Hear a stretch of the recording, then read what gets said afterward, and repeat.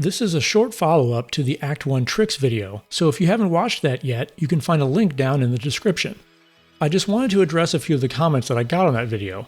For starters, I made someone sad by not covering the Owlbear fight, so let's take care of that first. The reason I didn't talk about the Owlbear in the original video is because there's really no reason to fight it. You only get 20 XP for the kill, and you can still get the spear tip, the egg, and the Owlbear cub without fighting. If you want to do it that way, just enter the cave and engage the Owlbear in conversation. You'll need to pass any of the skill checks to avoid combat, which are easier if you're using Speak with Animals. Then just back away and head to camp. Long rest once, then return to the cave. The Owlbear will have been killed by goblins, and you can loot the spear tip from the body, as well as the egg. Oh yeah, and this armor. The cub will be in the goblin camp as usual.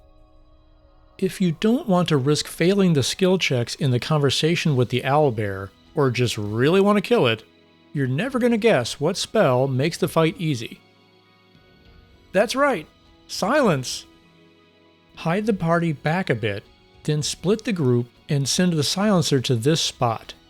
Wait until both Owlbears look in a direction that leaves an open path to sneak in, then immediately go into turn-based mode and cast silence on top of the Owlbear. It doesn't matter if the cub is inside. Since you cast from stealth, you'll trigger a surprise attack, and you won't even use up your action for the first turn. While silenced, the Owlbear cannot call for its mate, so you can just go nuts for 2 turns in a row, making the fight very easy, even at level 3. Finally, you'll need to cancel silence to allow the conversation with the cub to trigger. As much as I love silence, I have to admit that this tip to use calm emotions on the Harpy fight is a great idea. You can cast it on the entire party, including Merkin. However, before you talk to him, go into turn-based mode. If you don't, some party members may not get pulled into the conversation, allowing the calm emotions buff to expire while you're trying to talk some sense into Merkin. Oh, and while you're talking to him, remember not to cast Guidance or any other concentration spell from the Calm caster. Once the fight starts, the first Harpy will keep singing her brains out the whole time, letting you easily save her for last. Just take care that your concentration doesn't get broken during the fight. A couple quick tips for the Goblin camp.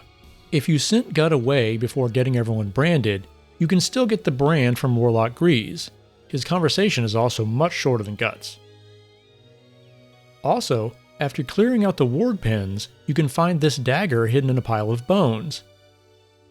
It'll help a bit when you take on the rest of the goblins. From this point onward, we're wading into the cheese, so if that doesn't interest you, then you're welcome to stop the video here. Thanks for watching, subscribe if you want to see more, etc. Still here? Then let's keep going. In the original video, I only mentioned Voss's silver sword because I knew that if I didn't, I'd get a bunch of comments about it. But then I got a bunch of comments about it anyway.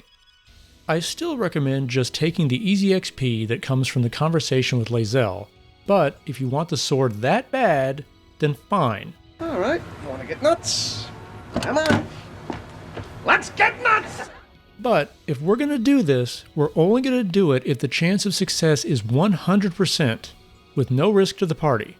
For that, you need a level 5 Beastmaster Ranger and a level 3 or higher Divination Wizard. Ensure that the wizard learns Invisibility and Misty Step. Your wizard also needs a Portent die of 12 or higher. If you didn't get that from one of your first 2 dice, then either keep respeccing them or partial resting until you have it. Once you've got those ready, fast travel the party to Joaquin's Rest, then send Lae'zel somewhere far away so she doesn't get any ideas about talking to Voss. Move the rest of the party toward the Gith Patrol to trigger the first cutscene. Then ungroup the party, summon the Ranger's bear companion, and ungroup it as well. Move your wizard and bear up here, just past the fence, but don't go past the logs, while the other 2 move far away and go into stealth. Cast Invisibility on your furry friend and send it in to stand near Voss, as close to your wizard as possible. For the Portent die to trigger, the wizard and bear must be within 18 meters of each other. To make absolutely sure you're in range, pick an 18-meter spell and point it at yourself. As long as the bear is completely within this visible circle, it will be in range. Finally, attack Voss with the bear's honeyed paws ability. If it hits naturally, great. If not, use the portent die to change your luck. Since the bear attacked while hidden, he'll trigger a surprise round. Use this chance to run your wizard far enough away to flee combat. If you're still too close after using dash, cast Misty Step to gain even more distance. Then, just switch back to the bear and unsummon it to completely reset the fight. From here, do any respecking and other preparation you want, then go sneak up on the Gith Patrol to get that XP you missed out on. Oh, and pick up the sword, I guess.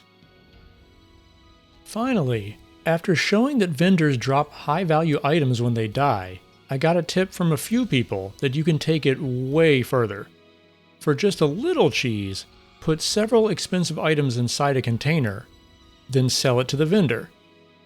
When they die, they'll drop the full container as well as a couple of their other valuables. If you want to upgrade from mild to full-on extra sharp cheddar, then start by simply selling an empty bag to the vendor. From inside the barter interface, open the container, then drag all the stuff you want into it, including their gold. Once they take a dirt nap, they'll drop that sack full of everything you put into it. I hope you're proud of yourself, cheater.